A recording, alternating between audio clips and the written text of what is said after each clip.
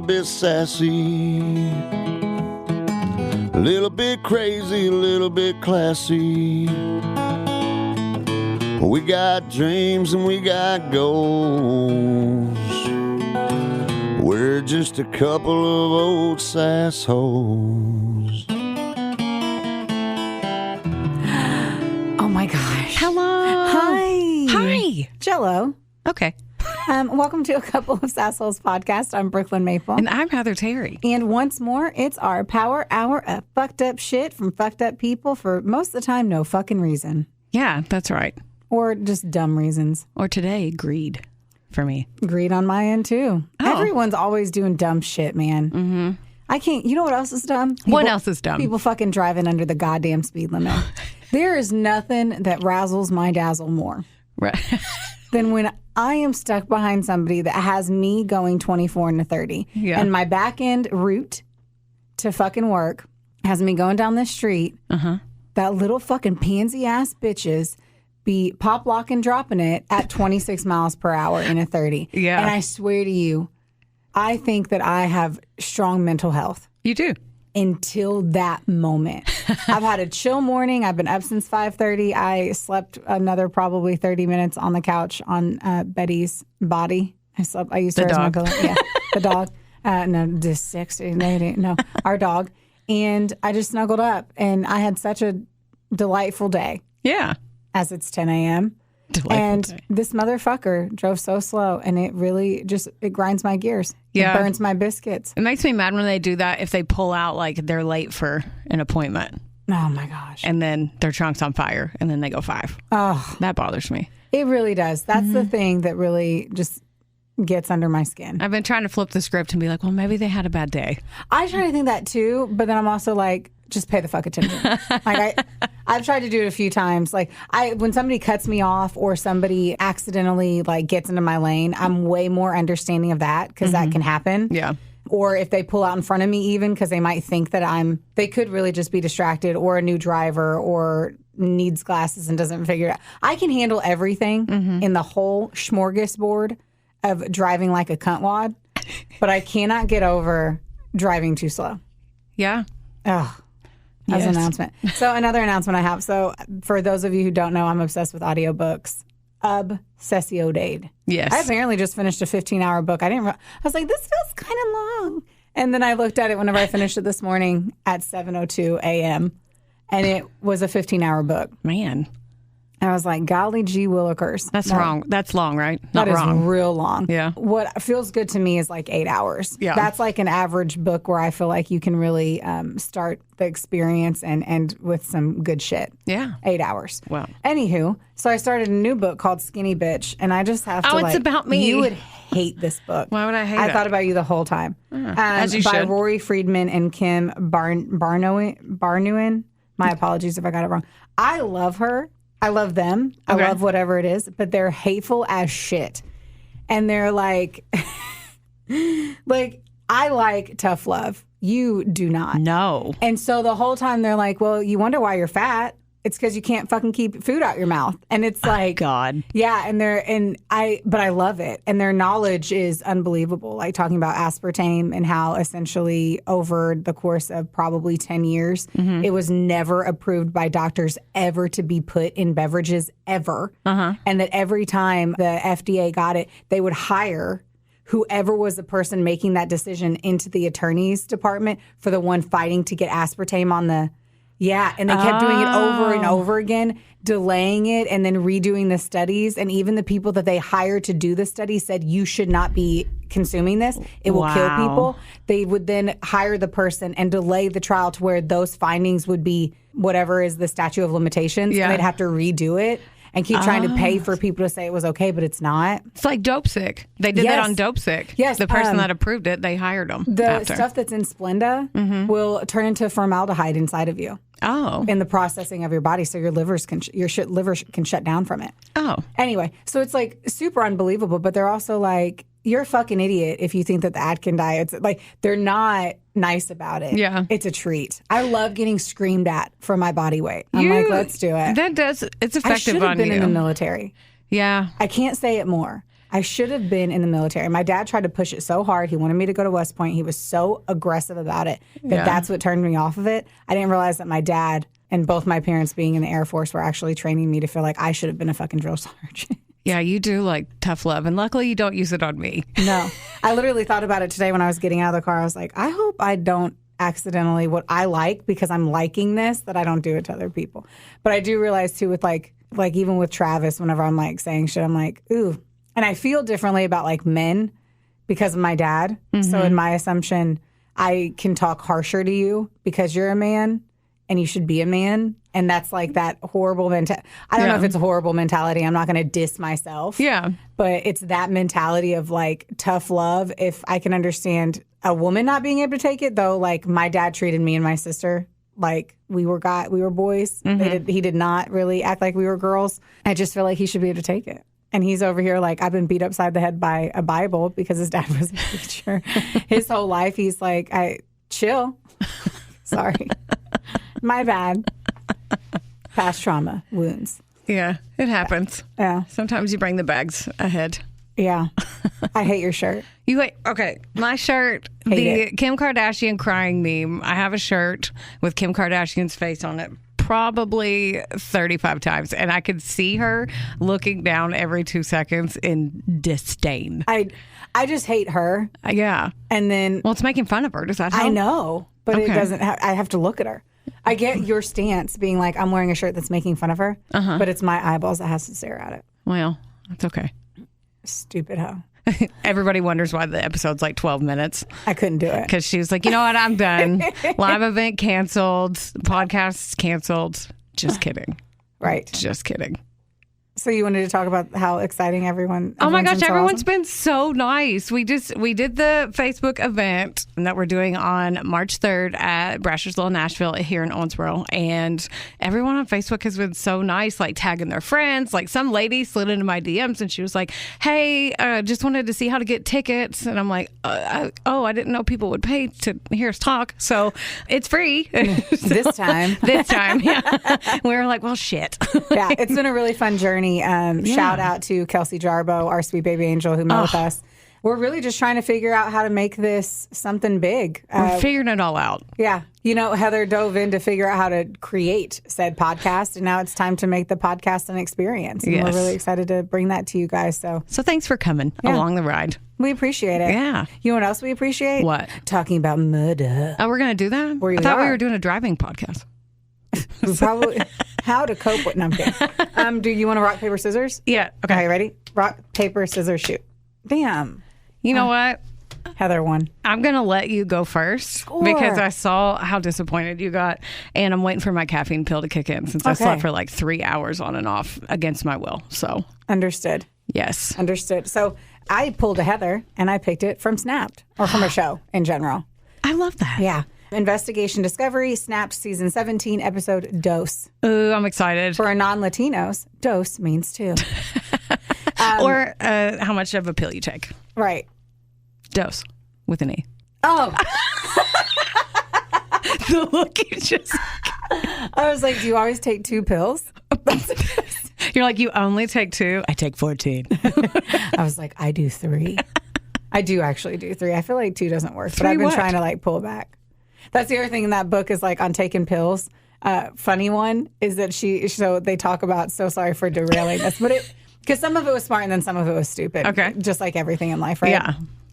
So they talk about don't take pills whenever you have a headache if you can avoid it, because that's your body telling you like maybe you're dehydrated, maybe you need to have a little bit of sugar, you need to eat an apple, or like our body, the pain is our body telling us something. And she's like, and I know cramps suck, but your cramps are preparing you for giving birth. And I was like, so what about all the fuckers out there who don't want to give birth? Yeah, like you're cute. The only medicine I ever take truly is Midol. Ugh, I wish I could. I don't take anything else. Yeah. Like for the most part, I'll take, if I have like what I think is going to be a migraine, then I'll take something else. But for the most part, I like to treat I like to treat this body like a temple. Mine's like a dive bar in the Midwest. All the 18 packs. I feel like as long as I don't do it now, it doesn't matter that I used to shoot vodka with no sunscreen and smoke rip cigs all the time on the beach in Miami. Yeah. Didn't count. It didn't happen. It didn't happen. Yep. And then I also used the website. We didn't even make it through your sources. Cleveland.com. I just had to say. Okay. Anyway. All right. So we are talking about Sabrina A. Zunich. Do you know that name? I think I do, but Yeah. I my memory It is wouldn't shock like, me. Well, it's not even your memory. It's the fact that in your free time you watch true crime everything. So how can you keep every story yeah, you listen to in that skinny filing cabinet? You listen to skinny people like yell at you about your weight, and I'm like, everything true crime. This consumes my life. Yeah. Yeah. And I feel the same. I'm like, I know every story. I'm like, oh, it sounds familiar, but it doesn't mean I remember names. Oh, well, you know me. I'm Dory from Finding Nemo anyway, so. No. All right. Well, Sabrina A. Zunich, she was born on October 27th in 94 outside of Cleveland, Ohio, to Susan Edwards and Mark Zunich. Both parents struggled with drug and alcohol addiction and had been arrested multiple times, which totally fucking sucks. She was provided a very small straw to begin with. Her father was also a paranoid schizophrenic. Oh. I also found out today I had no idea how to spell schizophrenic. Oh, me either. Learned that on the word. I also read, look at this, that when she was a child, like a baby, to get her to sleep, her parents would put vodka in her baby bottle. What? Yeah. No. I don't even know how I fucking found that one. Ugh. That was a little morsel of what the fuck uppery. Right? This caused Sabrina to be mostly raised by her grandmother. She states that she was diagnosed with, she being Sabrina, at one point had said that she was diagnosed with attention deficit hyperactivity disorder when she was 4. She also suffered from, which I don't know how you fucking can diagnose anyone with anything ADHD at 4. at 4 years old. Yeah. She also suffered from oppositional defiant disorder, anxiety, depression, and bipolar disorder. Oppositional defiant disorder is mostly diagnosed in childhood, and it is basically children with ODD show a pattern of uncooperative, defiant, and hostile behavior toward peers, parents, teachers, and other authority figures. Damn. I'm like, I don't know. That's like basically just being a bad fucking kid. Yeah. But you I mean, ask me. pair that with ADHD and all the other mental, it's just a shit show. Yeah, it's basically you suck as a kid. Yeah. I'm sure You're the worst. having Stoli as a baby didn't help. So, God. Now, if it was Grey Goose, Oh, my God. it was shaken, not stirred. You could be a very refined child. This bitch. Who fucking knows? When she was 14, she was sent to the Emma I don't know, Emma something. Emma, I'm going to say Kaylee. It's probably Callie. Receiving home, which was a group home run by the Children's Services Division in Lake County, Ohio. She'd spend the next several years being moved in and out of the foster care system. So her grandmother was taking care of her, but her grandmother became older and Like she was the best. elderly and she was like, I cannot do this anymore. And as a teenager, she attended the Wycliffe High School where she frequently got into fistfights. She also continued to bounce around the system there as well. But she also was just like a bad kid. Like she stole, she was messing around with drugs. Like that's what got her into foster care. Yeah. Her grandma probably couldn't. I mean, know. that's tough on a grandparent to try to, like, I know several people, like my own grandmother that passed away took in Yeah. one of my cousins. So, Kids like, or your cousin. one of my cousins, my little Got it. cousins. So, Yeah. like, it's hard on them. Absolutely. Yeah. And not to mention, like, those are your golden years. Yeah. Like, I'm trying to have tea. You try to have tea now. I do. But I want to These do are your it. golden years. I hope that I make it to more golden of years. Because that's like real money. I like to think whenever I am officially being called Cookie, Oh, here she which goes. is what I'll be called when I am 65 and older. Here At we go. 65, I'm no longer Brooklyn. I'm Cookie. And that's whenever I'm going to start playing the piano. What? And that's where I'm going to have tea. More tea. I don't even know what I'm doing tomorrow. And you're Well, I have like, plans. yes, you do. I'm gonna be fucking sweet. Good job, cooks. All right. Sweet older lady. Finally, she was placed in a loving home in 2011 with Lisa and Kevin Knoefel. This one is, if you're going to look them up, their last name is not spelled the way it is said, and that's Knoefel. I had to put Knoefel in parentheses. So you know how to say it. Yeah, in Willoughby Hills, Ohio. So Lisa's 42, Kevin's 43. They had been great foster parents to other younger children. They were excited to have an older child. In the show, one of the people are like, yeah, they thought it would be easy. I'm like, what the fuck part of raising a 17-year-old girl who has been a troubled child her entire upbringing was going to be fucking easy? No. I was very confused on that, but I was like, okay, whatevs. I'd rather raise a fucking grizzly bear and hope it didn't maul me to death than do that. Oh, a bear. But Wish you had a anyway, bear. most of the children that they were raising before that were between the ages of 3 and 7. So they jumped right to the teens. Yeah. The troubled teens from 3 to 7. Yeah. All right. They had a beautiful house. They were loving. They had good jobs. They said they had good jobs, and they had like a really nice house. But like Kevin was a truck driver, and I'm like, apparently truck drivers make more money than I thought. That was a judgment moment for Brooklyn Maple. Yeah, they ball. They apparently be balling hard. They had a nice house, and it was for a food service company. And then Lisa focused on helping kids, and she was a social worker. She was great specifically with helping kids that were put in bad situations. So essentially, on the surface, she was the most perfect broad to be raising Sabrina. Yeah. They had their own children at the time, too. They had a younger daughter that was 13, and that was from a previous marriage of Lisa's. And then they had a 3-year-old daughter that was from both of them. They welcomed the teenager into their home. They helped her get her shit together. Good. Under her care, Sabrina started going to school regularly. She was getting good grades. She ended up having friends at school, which was something that she didn't have before, probably because she was always fighting a bitch. She also had a great relationship with the kids that were already in the home, and she considered them to be her sisters. So essentially, like with 1 year, it really kind of came together for them. Lisa was more strict. One of her friends had said that she wanted her to be a lady. And I was like, I thought that was really sweet. Yeah. Like she wanted her to be a good girl. Then she essentially never treated her kids differently, or like her foster kids compared to her other kids. But she would go a little extra mile. Because I know that could have been hard for her 13-year-old daughter, now having a 17-year-old sister and kind of what the situation is. Yeah. But from what it seemed like, they really did a really great job. Now, Kevin, on the other hand, he was much more laid back. He really acted like her friend versus her father. If she needed or wanted anything, her friends knew that she could go directly to him to ask for it. Now, that can also kind of be precluded into something else further down the road. But, of course, there's always seems to be a strict parent and a nice parent. Yeah, it's rare that both of them are like drill sergeants. And like, if they are, that's usually what happens whenever the kid ends up killing the parents. Have we not seen that? We have definitely seen that. We have so seen that. If both parents are really strict, fucking shit, like watch out. Let them play the video game because they're going to come shoot you in your sleep. Which sounds so fucked up, but we have seen more than one occasion where like a video game was taken away from a teenager and they killed their parents. Oh, the people that are listening will get it. Yeah, you're right. These are our people. They are our people. They'll get it. At the Weiniger home, Heather's maiden name. I was like, what? Who was the strict parent? Take a guess. You know both of my parents. Yes. I don't know which one would have been the strict A-line one. My mom.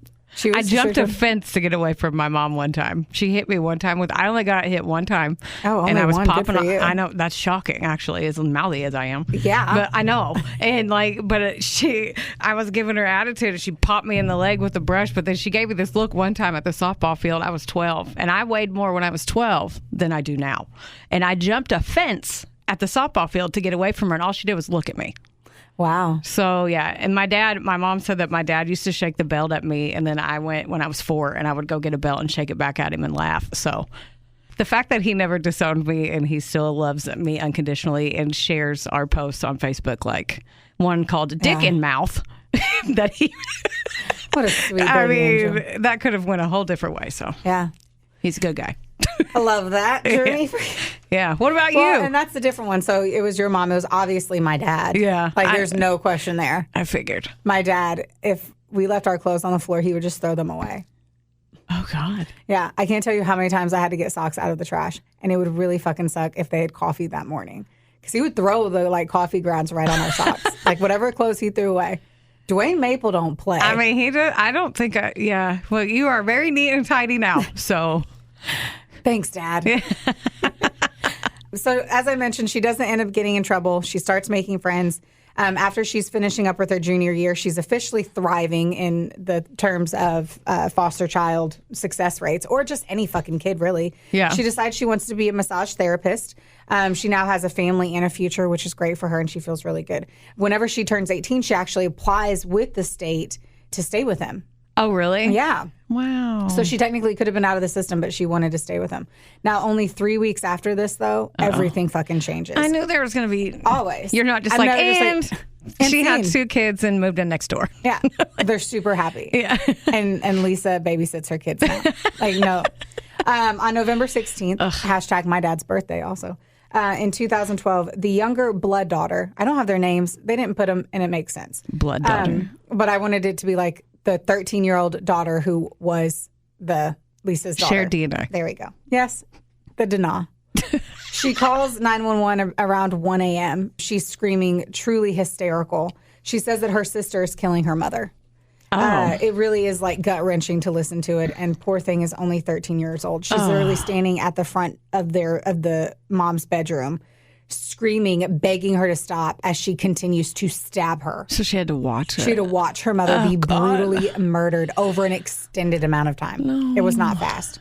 Whenever the cops walk in, she takes, Sabrina takes 2 minutes too long or whatever to even like come out. And she's still holding the knife, blood all over her. And in the moments too, the cops like, I'm amazed I didn't end up shooting her. Right. Like in that moment. The cop didn't say it, but like the attorney said it. They're like, they got really lucky that she didn't just get shot right then. She could have. Yes. I mean, oh God. Yeah. And because she had the gun, or because she had the knife in her hand too. Yeah. She hadn't dropped She could have just lunged at him. Yeah. Like the fact that she used a knife too, that's so up close and personal. Like knives are like a whole different. That's like a passion weapon. Yeah. Upset. But then again, I mean, the thing is, a gun makes sense if you're in a gun home. If you're not in a gun home, you're going to have to use a knife. Yeah. Your weapon in your home is your knife. Yeah. Or a telephone. We've seen it all. I know. But, yeah, in the 90s. Yeah. But like, if that's all you have, if you were scared in your house, you'd go grab a knife and bring it upstairs to your bedroom. I do that when Will's gone. Indeed. Still. After everything is said and done, Lisa had sustained 178 stab and slashing wounds. Stop it right now. With a 10-inch serrated kitchen knife. What? In the closet in the master bedroom was her 3-year-old daughter. Stop. I don't know how or when she got in there. I have no clue. Kids go to hide. She probably went to hide. They always. Yeah, but she wouldn't have been in the room. Maybe she went in there and got scared and then. Yeah. It's terrible. This is sad. Utterly devastating. Yeah. Because she's 3 too, and you know she's going to remember that. Oh, God. 3 is the official age that they say our brains can remember things.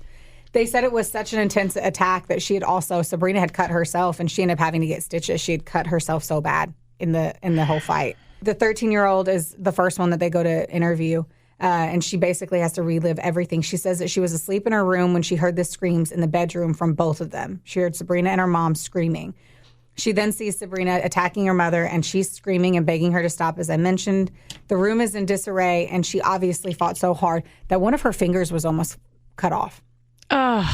Trying to live. I bet. Now it's time to talk to Sabrina. Obviously, they know she did it. There's no question as to whether or not she did or did not. She says she doesn't remember. Shut up. Yeah. How old is she again right now? 17. Fucking She idiot. says that she walked into her room to get headache medicine, and that's all she remembers. What? I know. That's the worst lie. I know. So they end up, what they do is they take her to jail, and they just leave her there. There's like, we're not going to do anything. We're just, obviously you don't want to talk or say what happened, so we're just going to let you rot in jail. When Kevin gets back from because he always works nights. Yeah. Like that was a normal shift for him. He's a weirdo. He's a dingling. They say that whenever he gets there, he is not really distraught at all. And the first thing he wants to do is to see the bedroom where the murder took place. Okay. I think I know where this is going, but I'm going to let you tell me because I don't remember the story at all. Please do. No, I'm going to let you tell me. No, I'm saying please let me tell the story that I'm here to tell. That's good. You know what? I think we're good. So if my Travie Pads was murdered and I came home after losing my shit, fainting, throwing up, possibly shitting myself, you never know. I have a very weak stomach. And the last thing I would ever do is go back into the bedroom ever again. Yeah, like let me I see would that. Sell that house.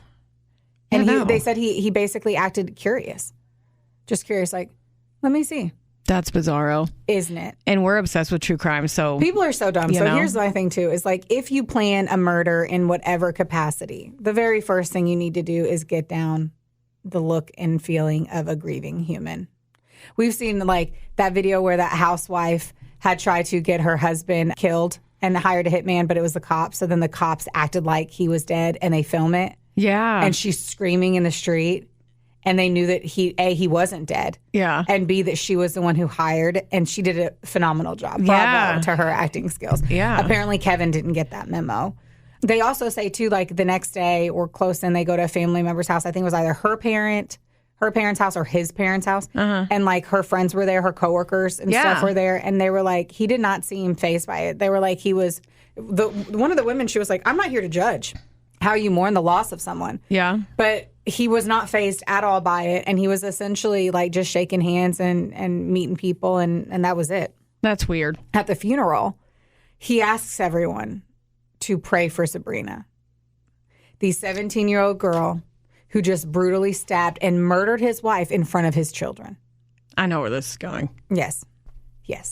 So at some point in the mix, Sabrina and Lisa's relationship had started to sour. So Sabrina was undermining the relationship that she had with her husband, Kevin, and she openly communicated this to her friends. And she knew that Sabrina liked Kevin more. It was very apparent. Like it was now causing issues between Lisa and Kevin. Well, he didn't give her any rules. Right. So, and her mom was telling her to be a lady. Yeah. Like, well, okay, I'll always go to dad. It's the same shit. If I wanted to go somewhere, I never went to my dad first. I always went to my mom. Oh, yeah. I talked to my mom and was like, how do we lie to dad? How do I actually get to go somewhere? You know? But anyway, Sabrina and Kevin had grown really close, and the biggest description of their friendship, if you will, was creepy. So like Kevin's friends and Sabrina's friends all said that it was a creepy relationship and that they were too close. Sabrina's friend, Aubrey or Audra, Autumn, I won't keep wanting to call her Aubrey, anyway, but her name was Autumn. She's like, they made sexual jokes with each other. That's the road I thought we were going down. I know. Isn't it so fucking nasty? I'm so gross. Yeah. So even though she may have been 18 at one point in this, because she was 18 whenever I had said 17. She was 18 whenever she had killed her. But because she was in foster care, no matter what, that was statutory rape. No matter what, it's super. If it was all happening. alleged. No. I'm going to say yes because there's no video. I mean, you can say alleged. I can't tell you how many guys have said they fucked me that have literally never even met me. You're the one who always tells me this shit. People tell me. And I'm like, what are you talking about? I've never even seen you outside of a public place. People have very vivid dreams. Yes. One person told somebody that I slept with them that I'd never actually met. I never actually met the person. Really? Yeah. So anyway, at the end of the day, without a video, how do you have proof? Technically. I mean... So by all accounts, it doesn't seem like he was involved to some degree in the outskirts, like in the beginning of this. He wasn't there, and there's intense proof that, she hated her foster mom. Like, they fought loudly one time that, like, the cops were called from a neighbor from those two arguing. So there wasn't a lack of evidence that she hated her foster mom. Yeah. So why do we need to bring in Kevin? Like, what really happens here? So because Lisa still had a great relationship with her ex-husband as they were co-parenting their 13-year-old daughter, she had talked to him. And I love that they actually had he highly respected her. The relationship didn't work out, but she did still talk to him. Yeah. And she had called him at one point leading up to the murder, and she had said that she didn't want her living there anymore. She was like, I'm officially done with this. The home situation isn't working out. As of January 1, she had told Sabrina that she needed to move out. Oh. Yeah, and this was November 16th. So one of Sabrina's classmates actually tells the cops that one of her friends wrote on Facebook, I can't believe she actually did it, or something of those lines that implied that she had known, and that was Autumn. Oh. That Autumn knew. And so that kid was like, look, there's this post, this random kind of weird kid said it to the cops. Yeah. And so Autumn was asked to help her do it. And she's like, no. And these are the things that just really make me chuckle. I know I shouldn't chuckle, but this is true crime / comedy. Yeah. This motherfucker. So Sabrina goes to her friend Autumn. So Okay. they're 17, 18 Yeah. in Ohio. She's like, do you know a hitman? She's 18. Who knows a fucking hitman? No.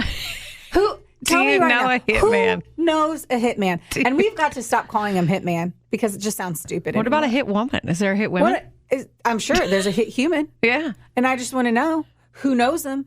Oh my God, yeah, Joseph. Joseph. I have his phone number right Here's here. his business card. Yeah, he does it all the time. Just look on Yelp. What's that, Angie's List or whatever? Yeah, right. Angie's List. I want high-ranking hitman. It's just so stupid. It Yeah. just shows the ignorance Yeah. of it. anytime someone's trying to hire a hitman, you're fucking so weird. You're so fucking weird. You're 18. You can't even buy cigs yet. I know. And you're a high school student over here just having a list of fucking go to prom. Stealthy murderers. Go to prom and shut the fuck up. Yeah. If you're going to find one, go find somebody who's like probably on meth. I feel like you could definitely get somebody to be like, yeah, I'll give you some money for some drugs if you go into this house and kill this person. Oh, God. Anyway. Yeah. So in May of 2013. So anyway, there's that post. Autumn is like, this is some weird shit. Yeah, I'll tell you what happened. Yeah. I obviously don't know any hitmen, officer. So I didn't help. But I also didn't think that she was going to do it. I call bullshit on these two. Why do people keep assuming that if somebody says they're trying to kill someone, that they're not going to? That is true. I am so sick of people being like, I thought it was a joke, or I thought it was a phase, or I didn't think they were going to do it. At the end of the day, you're fucking complicit too. Yeah, because you're saying something. Like if you came to me and you were like, do you know a hitman? First of all, I don't. But like, I'd be like, hey, but why are you asking me that? Let's dig into that. It's another thing. Like, what if I was like, I've really been thinking about like that dude the other night at that bar had too many drinks. I'm thinking about holding him down and raping him. Same thing with guys. Guys talking to guys like, well, yeah, she had too much to drink, but whatever. Yeah. It's fucked up. Stop fucking doing this shit. Yeah, when people say shit, assume they're fucking meaning it. Yes. Let's stop acting like no one is meaning what they're saying. If they're saying, hey, do you want to hang out on Friday night? They probably don't, because they're going to wait for a friend that's more exciting to hang out with. Yes, whenever it comes to that, maybe they didn't fucking mean it. Jeez. Golly. Anyway. So May of 2013, this is 6 months after she's arrested. All right. She finally decides to talk. Why does she decide to talk? Oh, it's probably because her attorney was like, hey, you're going to get the death penalty or life without parole. Oh. So now we should talk. So Sabrina confirms in April of 2012, when she was 17 years old, she had been with the family for almost 9 months at this time. Okay. Still really early in. 9 months ain't shit. Yeah. They have sex for the first time. She and Kevin, her 43-year-old foster father. Oof. Bang it out. Ew. Yeah. It started with a massage. Is that shocking? She was like, well, she wants to be a massage therapist. So she was like, I started massaging his leg, and then it kind of moved to the groin, and we very much had consensual sex. She was like, I was in for that. And everyone else is like, no, the fuck you weren't. You were a 17-year-old girl, and that was completely predatorial. Yeah. He was your dad. I mean, he was acting as your fucking father. Oof. I'm so acting grossed out. as your father. Ew. And she didn't realize what that really, you know what I mean? She had no idea. She never had a dad. She had daddy issues. She was in love with him. And at that point, she was certain that this thing happened for, probably like 4 months? Yeah. Roughly like 4 months. And she thought that she was in love with him and that he was going to leave her wife and that they were going to raise their 3-year-old daughter together. What the? Yeah, that is what she had been coerced into. She's also believing. Dumb kid who had a lot of shit. You know, and she also had mental issues. That's right? what I mean. She had a lot of shit. Yeah. So he knew all this. Of course. So he picked the perfect scenario. He truly had planned all of it and picked the. It's so smart for a man of that age to pick someone who's had mental health issues, because then they can always blame the mental health issues. That it was all in her head. We never had sex. That's true. I wasn't in love with her. She literally got obsessed with me. And that's what they do in court. And that's what they do. See what he looks like. Keep going. So the whole plan here is that she was going to kill her in her sleep and make it look like a robbery. So that was the plan. And he obviously needed to be on the road so that he had a great alibi for it. But unfortunately, while she was trying to murder her, she woke up. Yeah. And so she thought if she stabbed her directly in the face, it could be that killing blow. What? And no, she just woke up in it. That was her first. Oh. She woke up being stabbed in the face. God. It was a 10-inch serrated kitchen knife. That's not going to kill you. If that's the case, come in with an axe. It's so bad. If you want, or slit a throat. If you need a blow that's going to like end it, that. Yeah, whatever. Yeah. So anyway, she obviously is fighting her fight to try to survive and all of that, and that's what wakes up the family. Oh my God, you already have a yawn. Well, are you boring yourself? I guess. That yawn just smacked me right in the fucking face. I couldn't even fake it. I was just like, let it happen. Let it happen. Anyway, so. Ew. Sorry, He's not ugly, but he's not fuckable. He's not attractive. Yeah. I do not find him attractive. He looks like very boring, bland spaghetti sex. He looks like an assistant principal. He looks like he would never go down on you. That. Yeah. Yes. So anyway, indeed. So Okay, anyway, sorry.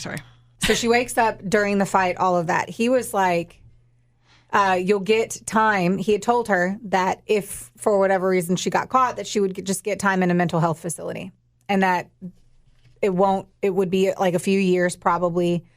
You'll be fine, and we can be together afterwards. So he still concluded that if she got caught, we'll still be together, and you'll just be in a psych ward or something for a little bit.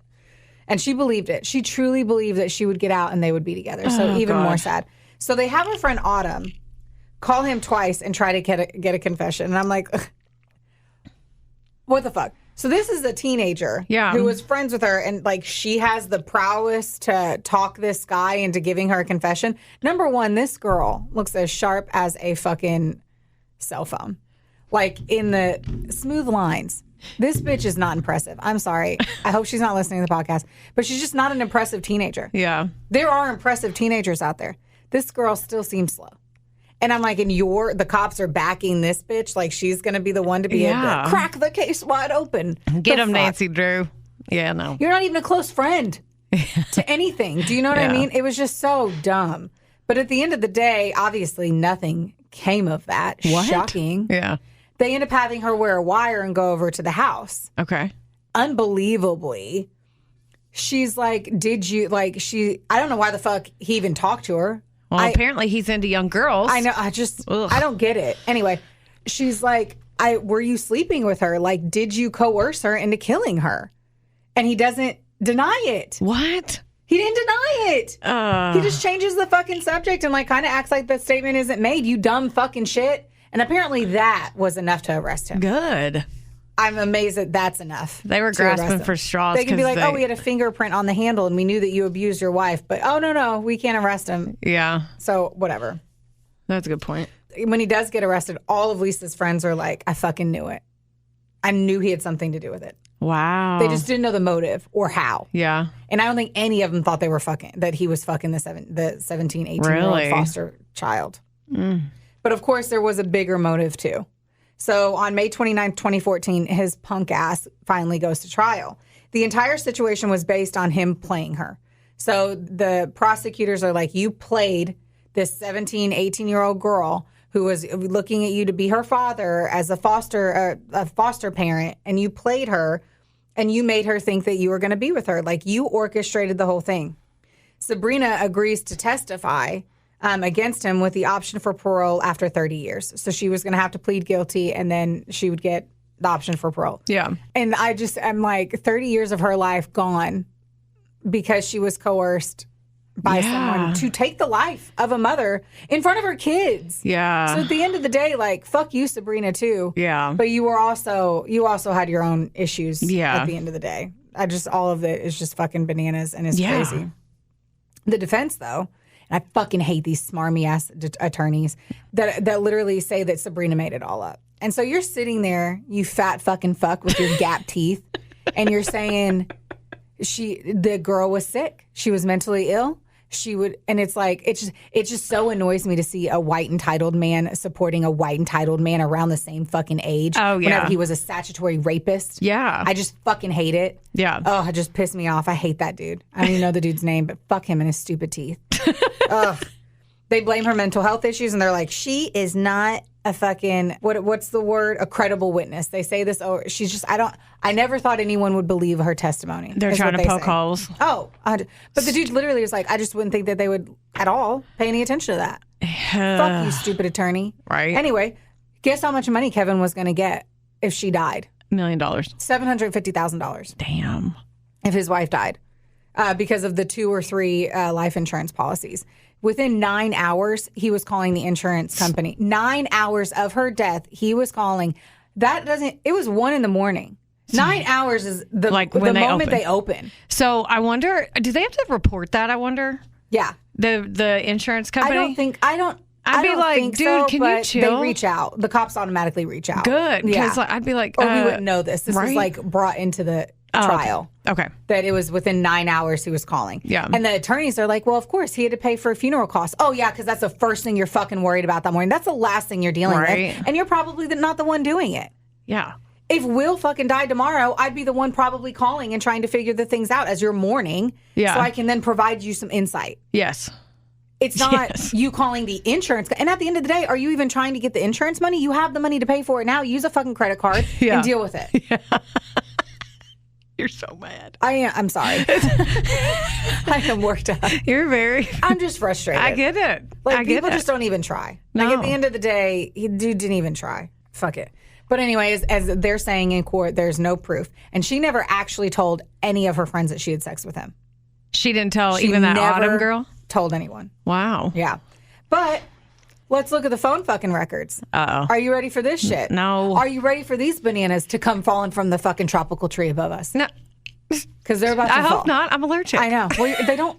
I know. They're I'm not kidding. nuts like peanuts, and you're allergic to peanuts, and you can't even be in the same room with a peanut. Anyway, so they start looking at the phone records, and they see that in 1 month, Sabrina and Kevin had texted or called each other over 2,000 times. Okay, you don't pay that much attention to somebody that you're not boning unless Dude, you're. you and I aren't fucking, and I don't think we get to 2,000 in a month. And we talk all the time, but we do work together. I know. We probably did before we started working Yeah, together. you're right. Probably.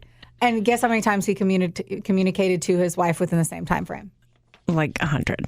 200. Oh. I knew that too. Like, phone records are very damning.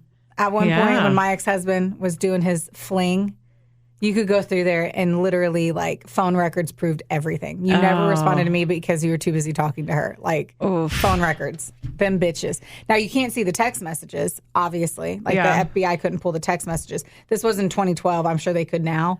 I believe our shit's going into the cloud in a way that the FBI couldn't pull them then. But they can see what numbers they were sent. Yeah, they could see that it was 2,000, but they couldn't see, like, did you kill her yet? They couldn't see that shit. Oh. So the pattern held through, though, all the way up to her death. There were 70 text messages within the 6 hours before the murder. Oh, my God. I want to see what they said. I know, right? And then whenever she's going through her testimony and everything, and they're talking about, like, the sex and everything and that they had it or whatever, she said that she would literally, like, when he was taking her to school, she would give him blowjobs before school. What the fuck? Right? And they said that, like, the friends of Lisa were, like, disgusted. Like, this was like, oh, my God. Oh, As my they God. should be disgusted. I'm disgusted, and I wasn't even privileged enough to know Lisa. Right. And I'm grossed out. Right. She said, whenever they're like, so why did you kill him? Why did you kill Lisa? And she goes, because I was told to do so. And they go, who told you to? And they're like, Kevin. Fuck bag. She goes, he even showed me how to use the knife. And I was like, what do you mean how to use a knife? Like how to... It's harder to know how to cut a fucking carrot successfully versus, like, use a knife to attack somebody. And they were like, how did you show? And it was literally a stab down and a wiggle. And that fucking was disgusting. Yeah. Yeah. So at the same point, too, the attorney's like, I never thought that she would be considered credible. And one of the juror was like, she was an exceptionally credible witness. And so he was found guilty. Good. On all 11 accounts. Do you want to know what those 11 accounts were? Or do we just want to leave it there? I need you to tell me right now. 2 counts of conspiracy to commit aggravated murder, 3 counts of complicity to aggravated murder, and 6 counts of sexual battery for his sexual relationship with Zunich. Life in prison with parole availability in 40 years, in which he will be in his 80s. He better die the day before he's eligible. Right. Sadly, Sabrina, I say sadly because I just feel like she was also a victim. She took the life of someone. So she was not a victim, but she was also a victim to some capacity. Yeah, I agree. don't have another word for, like, they're like... Unfortunately, I don't know. Like, yeah, she was, let's say victim and italicize it. Okay, yeah, I agree with you. Yeah. Yeah. She's also in prison. She pled guilty in August of 2014, and she'll be eligible for parole in fucking 2042, if you can imagine. That's not all that far away, guys. Oh, God. And she'll be 47. Damn, her whole life, like whole a life big went chunk of her life. Up in smoke. Who knows if she would have done anything like that if it wasn't for him? Yeah, because if she had a different husband, she was on a good path. Like with Lisa, you know, if Lisa had a different husband, because she was on, like, Sabrina was on a good path and she was starting to, like, have structure and be better. Yeah. I read something too that, like, apparently Kevin was telling her that Lisa was having an affair with some teenage kid, like, but really it was like just was trying to make her hate Lisa and all this stuff. So was really coercing her in a whole fucking. So he's the worst. He is disgusting. Yeah, and he's going to get his ass beat in jail. I hope he does. Or in prison. Oh, he definitely looks like it. He's going to get his ass beat in prison. Well, I mean, if you have the sexual assault on your... Yeah, but it was also a 17-year-old. I'm sure the jailbirds there are going to be like, oh, you got that tight young. Once you get a stamp, you get a stamp from what I heard. I get that, but I just don't know if statutory rape's the same as a pedophile. True. It wasn't a 5-year-old. Ugh. But anyway, fuck him. Fuck Kevin Knoefel. He is awful. He is very Knoefel. Did you enjoy that? I did. You did? I did. Well, that was my story. Okay, so are you ready for this? Are you ready for this? I'm so fucking ready for this. Okay, because I'd never heard of this, but I actually got it from the true crime calendar that you got me. Yay! Because I had round 2 of the true crime calendar coming in clutch. That's right. I was cleaning out my desk and found one that I ripped off that I read. So thanks for that. My sources, Wikipedia, ABC News, Oxygen.com, and a lot of it was on an episode from American Greed, the show. Ooh, Yeah. I love American Greed. I like the background music. It is good, but that's the first time I've ever watched it. That's disappointing. I know, but now I know that I have it and we're good, so. Don't look at me Don't look at you? as I try to do this. Okay. I'm just trying to move the mic to where I can lean back. Here she goes. But that was season 11, episode 9 of American Greed show. So now I couldn't find a lot. This is a story of Linda Kinkade, by the way. That might help also if I tell you. Yeah, who it thank is. you. Yeah, you're welcome. So I couldn't find a ton on Linda Kinkade's early life. Unfortunately, you know, I like to look into that. But basically, super smart, pretty. People really liked her. I'm going to show you a photo of her right now, too, because... I'll just look her up. Nope, I already got it saved. Okay. Ooh. This was her. Somebody's on top of it. This was her. Super cute. Early life. And then this was her. Then she's adorable. Yeah, we love her. She was very cute. Yes. They called her the life of the party. She was very charming. And my boyfriend, Keith Morrison, would definitely say she lit up a room. Oh, good for her. Mm-hmm. When Linda was 45, she was working as an administrator at San Onofre Power Plant and eventually worked her way up to management. Now, in 1989, she met a super smart, short, bulbed-nosed man named Paul Curry, and he was only 32 at the time. So here is what Paul looked like. Okay. Look at his bulbous nose. That's what I read in like 4 different places. Bulbous. I've never heard that word. I need to know what the bulbous means. But it looks like a light bulb. Okay. Yeah. It does, yeah. His nose literally looks like a light bulb. That like, I sucks. wouldn't turn my head. Like, he's not a head turner. Yeah. No. He was in charge of training the other engineers, and it seems like there was nothing that he couldn't do. She was attracted to his brain. He looks smart. He is very smart. He'd even won somewhere between $24,000 and $60,000 on 2 or 3 episodes of Jeopardy in 1989. Ooh, that is hot. So he's pretty fucking Fuck smart. his bulbous nose. He's smart. And he was shorter than her. I can't get over it. I don't know about that. Yeah. Huh? I don't know. No, he is shorter than her. No, I'm saying I don't know about that. Like, you could be smart and I could sidetrack your nose, but I couldn't sidetrack the height. I did that one time and it was too hard to do. I can't, no. Like I said, Linda was taken back by his brain. He was even a member of Mensa, which means you have to test in the top 2 percentile of everyone on a standardized test. Hot. Yeah. Random, but Gina Davis is a Mensa member, and I did not know that. So that makes sense. Good job, Dottie Henson. And her pretty fucking lips. Good for her. I did not know. There was also like an adult film star on the list, too, but I didn't write down her name. Wow. It's like, good for you. Using all of your facets for money. Yeah. Linda was head over heels for him, but her best friend Mary wasn't as fond of him. He was really cocky about his brain and wanted everybody in the room to know how much smarter he was. And he always had this like smug look on his face. Like he just looks like, I'm better than you. And he would correct everyone. That would drive me insane. That would drive me insane. Yeah. It didn't take long, and Linda moved Paul into her house in San Clemente, California, which was a very nice-ass neighborhood. 3 years in to dating, they ran off to Vegas and got married on September 12th of 1992. A few months after they got married, she tells her best friend Mary that Paul was wanting her to take out $1 million life insurance policy and was like, what do you think? Her friend is like, well, I mean, you're married now, so if you both get them. And she's like, no. He said that I'm way older than him, so I need it. Okay. Yeah. I mean, he's not, okay, we don't have to say way older. Well, that's her words. Yeah. Right, but I'm saying you could still die in a car accident. Yeah. Like what her friend was like, okay, so I was thinking about this. If in July, if you come to me and you're like, Travis says I need to get $1 million life insurance policy, but I don't need one, or he doesn't need one, I would fucking flip my shit. Like, red flags. No. Yeah, but like if both of you, but if he's like, you need to get $1 million, not me, just you. No, sorry, sir. You're a hunter. That's not going to work for me.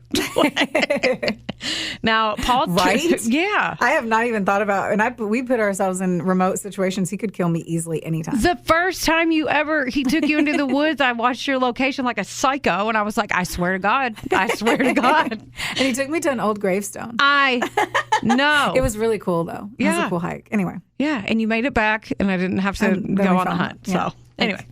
So Paul treated Linda like a queen, though. He would run baths for her all the time, and he would make her exotic salad dressings, whatever the fuck that means. Ooh, fancy. I know. And she told her best friend about, like, he was such an amazing husband, right? So her best friend's like, that was kind of weird, but she seems happy. Yeah. One thing that makes me say he was not a good husband was that they had a sexless marriage.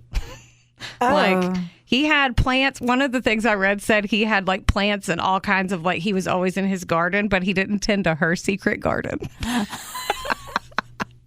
And I was like, what? So why was it sexless? I don't know. Maybe his nose got in the way. I don't know. I don't know. Maybe he was gay. No, we'll see. No, he's not gay. Okay, so less than a year after they got married, Linda got violently ill with mysterious gastrointestinal pains and goes to the hospital. Linda always was in great shape and super healthy and took care of herself until she was married. She was stabilized at the hospital, but still was in a lot of pain. One night, the nurse came in to check on her, and she was getting fluids, of course, and noticed that her IV bag was cloudy, which she'd never seen just a regular fluid bag cloudy. They tested it at the lab, and when the nurse came in the next day to check, they wouldn't give her any info, but they said, yeah, it was definitely tampered with. And now she was in the ICU fighting for her life, Linda was. Aww. Yeah. Her friends and family were like, no one else could have messed with the IV bag but Paul. And right. Linda was like, oh, no, he wouldn't do that. He loves me. He wouldn't do that. And she's like fighting for her life. Yes. Mm-hmm. Even the hospital thought it was him, so much so they wouldn't let him into her room without supervision. So, okay. I totally get somebody loving you. Yes. That's very nice. Yes. But I also am so aware of, I do feel like being a true crime junkie means that you're just very aware of true crime situations. Yeah. There's no way that if I just got, my first thought would be like, okay, I took out a huge policy against myself. Yeah. And now I'm sick. Yeah, and I didn't even put this in here, but I heard it on the way here because I was listening to another episode about this from a podcast, and they said that they had been dating for 3 years, well, over 3 years at this point, right? She answered the phone. He always ran to the phone, and they thought they should have way more money than they did. She answered the phone one day. It was Paul's ex-wife that she didn't know existed, and she was asking for her child support and alimony. Oh my God, she didn't even know he had kids? Right. And then they started fighting, and then all of a sudden she starts getting sick. So there's lots of... What podcast were you listening to? Till Death Do Us Part, I think. Yeah. Just want to make sure. Got a shout out. Oh, yeah. She's the one that said the secret garden thing, too. It was really funny. That's funny. Yeah, because her husband didn't know what it was. He was like, what's a secret garden? Like no one knew where it was. She's like, that's your nether region. Like, she had to explain to him. He just thought she had a big bush. Like, that's what he asked her. It was, anyway. Oh, man. Yeah. Anyway. So even the hospital's like, okay, something's fucking weird. That never happens. They put a sign on the thing saying, like, he is not allowed in the room without supervision. Like, that's pretty bad. Good. And I'm glad they... Yeah. The police and everybody suspected Paul, but they couldn't pinpoint anything strong enough to charge him. And there's not one test that you can run for blood samples that tells you everything that's in it. Like, you have to have That would be wild if you could. Right? But that's basically what What's Her Face did. Do you remember that movie?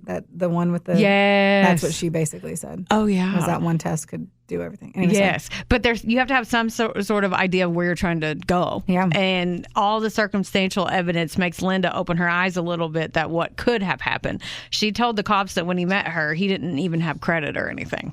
So she's got the big house, the nice car, very Miss Independent. Why didn't she realize that, like, whatever? From what I gather, she wanted a husband and she wanted the whole package. Like, she had the work, the house, the car, but she wanted the loving husband. So anyone that would have been good to her, she would have married.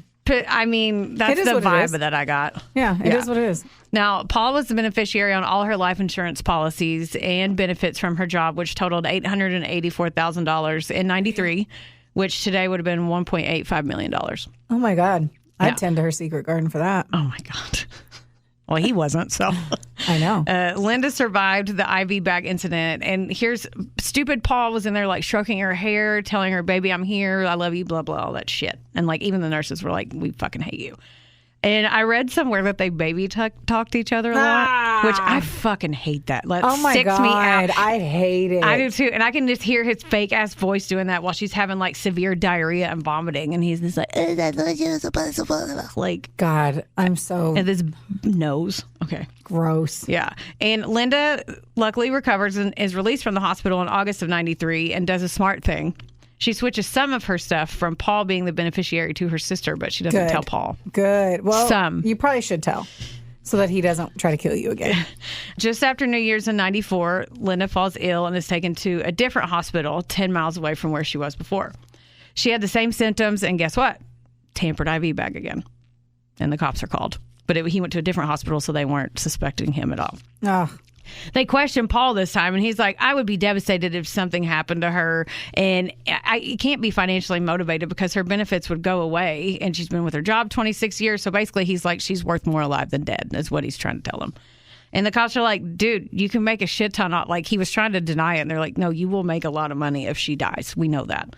And Linda finally, like, realizes that shit and is suspicious. But sadly, she's like, I can't leave him. He's a good husband. Like, you hear, oh my gosh. you hear the recordings of them talking to her on the show. And I'm like, ugh. How old was she? She was at this time 49. Not even old. I know. And she looked great. She I had get everything if you're going like for her. 75 and you're like, I just want a few more years Yeah, she had everything going for her, too. of a sexless marriage Right? Yeah. to someone with a big old schnoz. Oh, my God. And her best friend Mary goes, this one kind of hit me a little bit. Her best friend Mary goes to visit her at her house because she hadn't seen her in a little bit. And she said Linda just looked sick. Like her hands were shaking and she didn't look like herself. And then Linda's like, hey, come upstairs. And she starts giving her all of the stuff in her closet. Oh, She's man. like, here, take whatever you want. And Mary's like, what? It felt like a goodbye. And she's bawling on the show. And on June 9th, 1994, at almost midnight, paramedics were called and Linda was unconscious in bed, and she had passed away shortly after she got to the hospital. Now, Paul told the cops that Linda came home from work at 6 that evening and he made dinner, but she didn't have any and she went up to bed. He woke up and couldn't wake her up in the middle of the night. And the autopsy revealed that she had 10 times the normal dose of Ambien, the sleeping drug, in her system. Of course. And Why did you think you'd get away with it? But people, stop murdering people and not doing a good job. My gosh. And they knew that he would knock her out to poison her, but they had to figure out how, like, what he was poisoning her with, because they all knew. They all knew. Yeah. And her death was ruled a homicide by poisoning, but guess what the poison was? Nicotine. Oh, I read a book that they killed somebody with nicotine. Nicotine. In the 90s, there was almost no research on nicotine poisoning, so like the murder weapon, if you will, is almost untraceable. Yeah. You know what they did is they did nicotine, and you put nicotine in the butts of a cigarette shit, and they basically like soaked it in seaweed and then did a seaweed wrap on the person, and it went through their skin. Oh, shit. So crazy. Yeah. Yeah, and it looked like a heart attack. Mm-hmm. Yeah. Now, prosecutors don't think that they can convince a jury, so the murder goes uncharged, and stupid fucking Paul is free, and her case goes cold. Now, by the way, I wanted to point out that he was Jewish and she was not. So at her funeral, apparently it's a Jewish custom to have the closed casket, so Paul insisted it was closed. Her sister is like, fuck Paul. Like, they all fucking hate him. They all know, like, something happened. Like, no one trusts him. And she's like, fuck you, and she opens it. Now we know why he wanted it closed, because she was so sickly and frail. Like, the sister collapsed and almost had a heart attack, like when she saw her. Now, Paul starts trying to collect the insurance policies almost immediately, like your story, and realizes he's not on all of them anymore. He fights her sister in court and wins. No way. Wins some of the money back due to a law in California at the time called the Community Properties Act, which got his $300,000 and $119,000 from stock option plan from her back. He was still on her pension plan, and he got $550 a month too. So every month he gets paid for what he gets. For a murder. Yeah. And shortly after this, his boss figures out he's not a nuclear engineer. He doesn't even have a college degree. What? And he had traveled around the country for years training safety to nuclear engineers and tricked literally everyone that he was an expert. How the fuck? Right? He bails on this. He's like, all right, let's rebrand. So he goes to Salina, Kansas, which is a rural town out there. 16 years after poor Linda's murder. Oh my gosh, I hate this shit. 16 years. He's remarried, just living his stupid fucking life. He somehow convinces them that he's qualified to be the city building code inspector, which I'm sure he's not qualified for that shit either. Oh my gosh. Yeah. And in 2002, back in Orange County, California, a cold case investigator named Sergeant Yvonne Scholl comes across this case and it's like, what the fuck? Like, no, he did this. He did this. But now it's 2002. In 2007, they figured out that it was the nicotine was extracted from either one cigar or a pack of cigs that was soaked in alcohol and then made into a powder and is enough to kill someone of a nicotine overdose. So that's what they did. My gosh. But he had plants and stuff all the time. He knew a lot about that shit too. So, and he obviously had to. I read something else that he even bragged at a party that he could kill somebody and get away with it when he was drunk one time using plants and other chemicals, quote unquote. I mean, yeah, he's a fucker. And he apparently had been giving it to her in these salad dressings and of shit. Course. And then they think possibly the bats too, because he drew them for her all the time. Right? Because you can ingest that shit through your skin. During Linda's autopsy, they'd found a tiny needle mark behind her ear, and they just noted it. They didn't know what it was. And God forbid they try to figure it out. Right. She had so much nicotine in her system at the time of her death, she would have died within 20 minutes, which means Paul would be the only one that had access to her at the time, because no one else would have been able to do that.